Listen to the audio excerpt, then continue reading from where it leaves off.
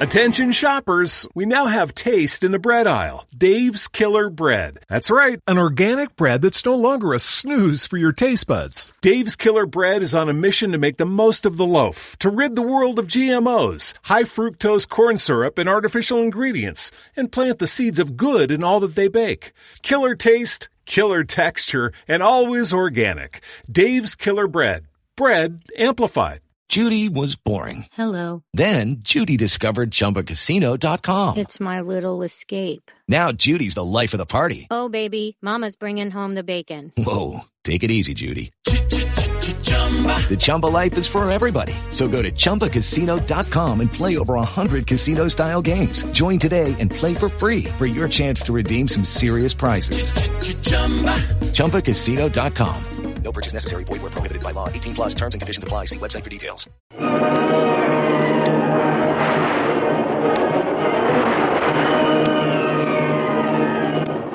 Presenting the adventures of Jungle Jim.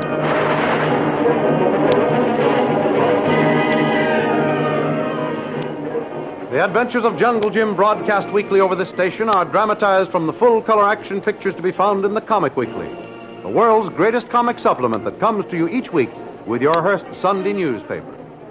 Join the 11 million adults and 6 million youngsters who enjoy the world's greatest comic and adventure pictures by the world's best artists, featured in every issue of the Comic Weekly, which comes to you with your Hearst Sunday newspaper.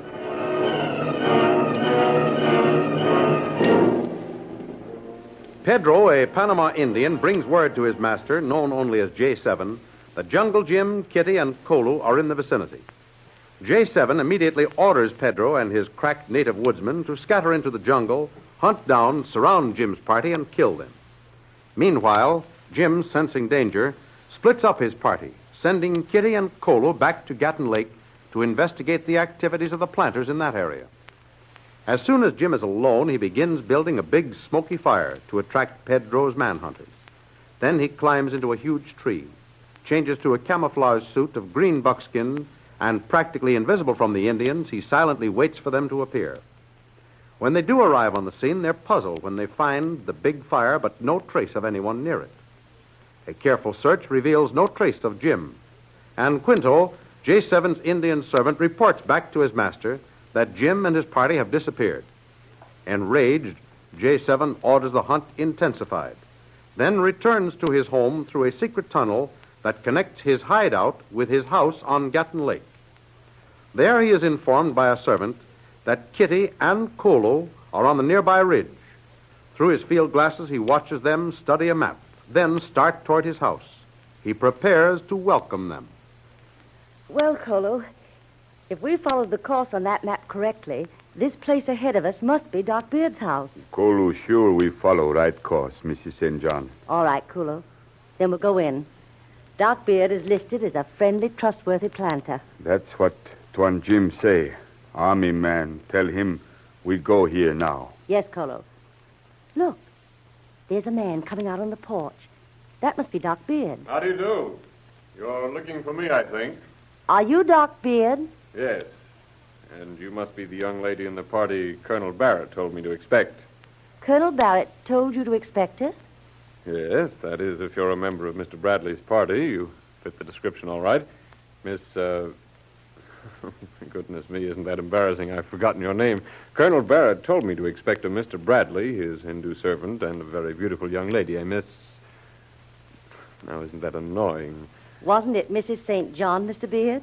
Exactly, Mrs. St. John. Now, why should I forget a familiar name like that? Familiar? Well, why not?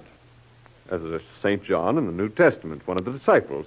Then Urban St. John, or St. John, as the British pronounce it. Then there's... I never thought of that.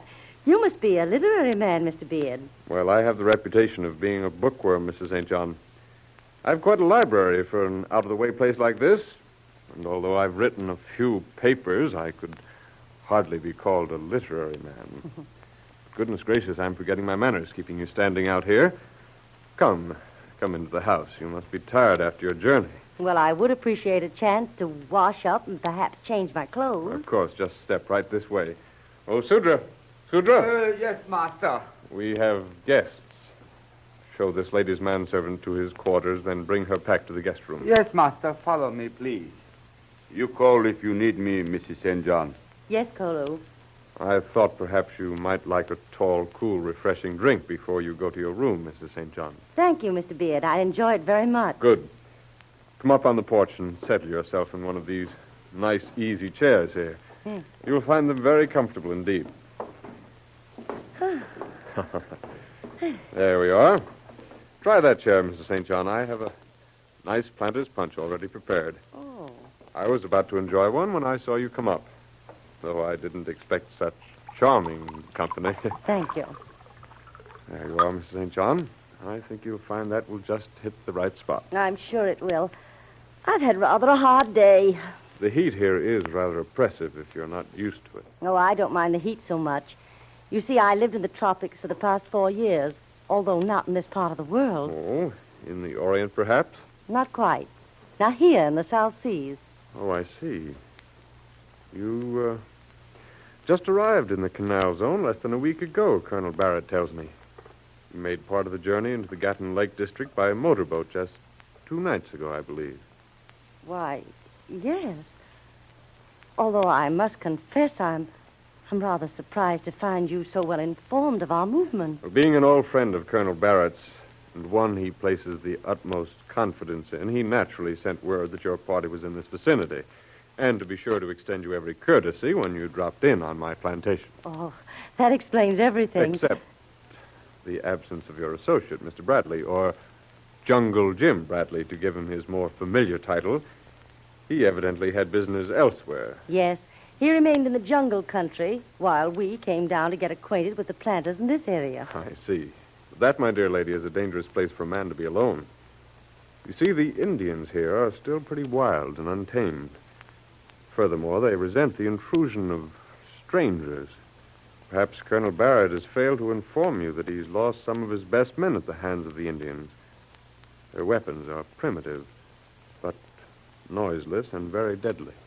Bow and arrows. Arrows tipped with a deadly poison. We have been duly impressed with all the dangers of your mission here.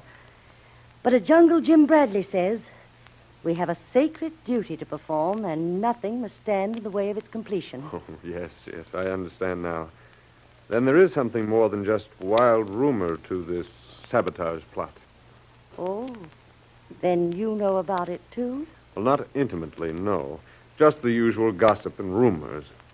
But in a country like this, where there are few white men and very few Americans, one learns of these things, especially when the common danger threatens us all. Then you don't have many neighbors, Mr. Beard. No, there are only, I should say, 6 plantations bordering the lake, in addition to this one, and only 2 of those are owned by Americans. We're both very friendly and reliable. And the others? Absentee ownership, but managed by resident overseers. I'm not well enough acquainted with them to offer any reference as to their character. Do they live very far away? Yes, I should say some, 30 or 40 miles. But, you see, there are no roads connecting the plantations. Just rough trails hewed out of the jungle. But if you're thinking of paying them a visit, let me warn you, it's a tedious, hazardous trip. Well, I did have some idea of paying them a visit sooner or later. I see. Of course, if I knew what you definitely had in mind, I might be able to be of some assistance. I rather hesitate to put forward any suggestion, but... Oh, please, Mr. Beard, don't hesitate to suggest anything you might think would help. Well, you don't know me very well. This is only our first meeting. Oh, come now, Mr. Beard. After all, Colonel Barrett has assured us you would be friendly and cooperative. And he has given you all the information about us. So why shouldn't we trust each other? Well, it's only a suggestion, mind you. But at the same time, extending my hospitality. But here it is. Why not make this your headquarters? Allow me to put you and your manservant up here in fairly comfortable quarters, as comfortable as I have. You can come and go as you please. Why, that would be splendid, Mr. Beard.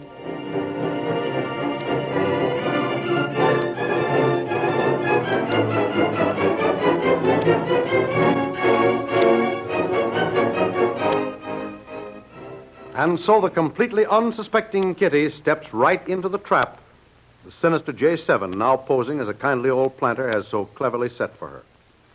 Having won her confidence, he has lured her into his home, where to all intents and purposes, she will be nothing more than a prisoner. In the meantime, deep in the jungle, Jim has set his trap, and cleverly camouflaged in his suit of green buckskin, he waits in the fork of a huge tree to catch his first victim.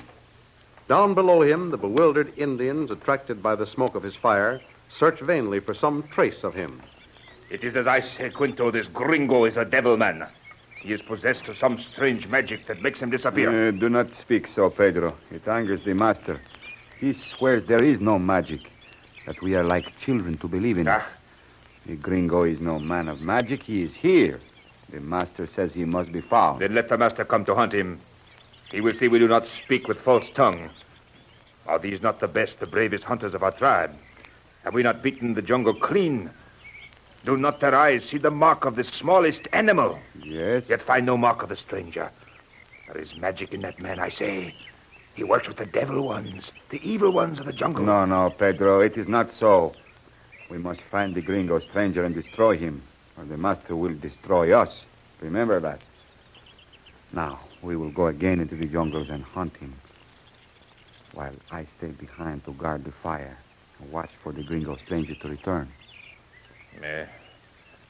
We will do as you say, Quinto. We will hunt once more, but I tell you, we will not find him. You stay. I go. Well, they've gone again. But this time they left one man behind. Boy, oh boy, this is my chance. He's almost directly underneath me. Now, if I can drop this rope over his head and pull the noose tight before he has a chance to yell, I can haul him up quickly and hide the body up here. Oh, good. He's bending forward, staring into the jungle. A perfect target. Well, here goes. I got him. Boy, oh boy, is he kicking. There. Up you come. And I'll pass the rope around the trunk of this tree and hold him in midair for a minute till he quits kicking. Wonder where the others are. Yeah, still no one else in sight. Oh, good. He's quieted down now. Now to hold him up. That's getting him. A little bit higher. Fine. Now I can put my arms around him, haul him, and tie him securely to the tree trunk out of sight. And then see what will happen.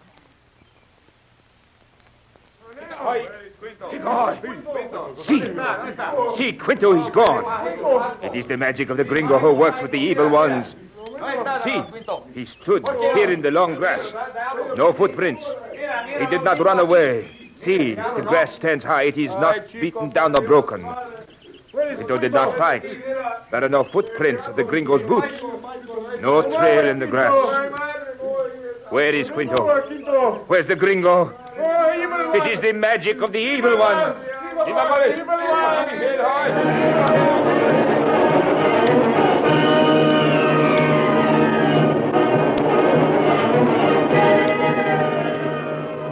Deep in the jungle, Jim has struck his first blow against the hostile Indians, the allies of the sinister J7.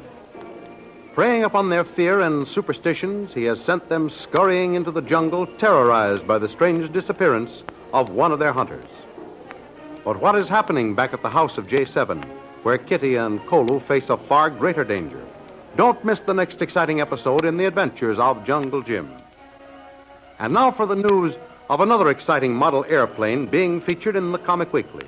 The model that comes to you with next Sunday's issue of the Comic Weekly is the famous Curtiss Hawk, used exclusively by the United States Army.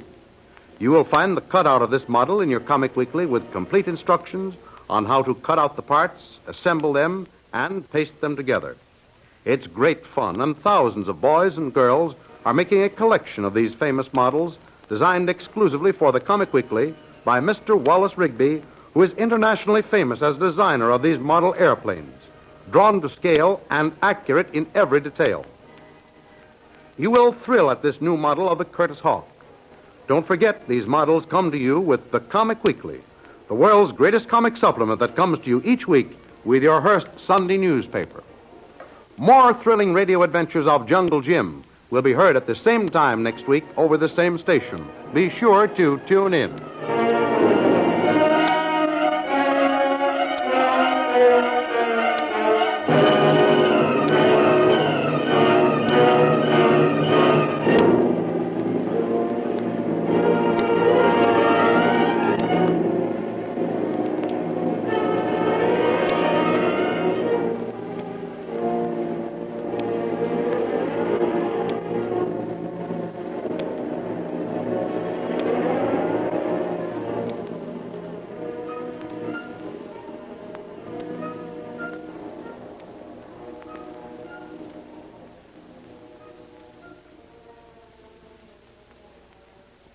Judy was boring. Hello. Then Judy discovered ChumbaCasino.com. It's my little escape. Now Judy's the life of the party. Oh, baby, mama's bringing home the bacon. Whoa, take it easy, Judy. The Chumba life is for everybody. So go to ChumbaCasino.com and play over 100 casino-style games. Join today and play for free for your chance to redeem some serious prizes.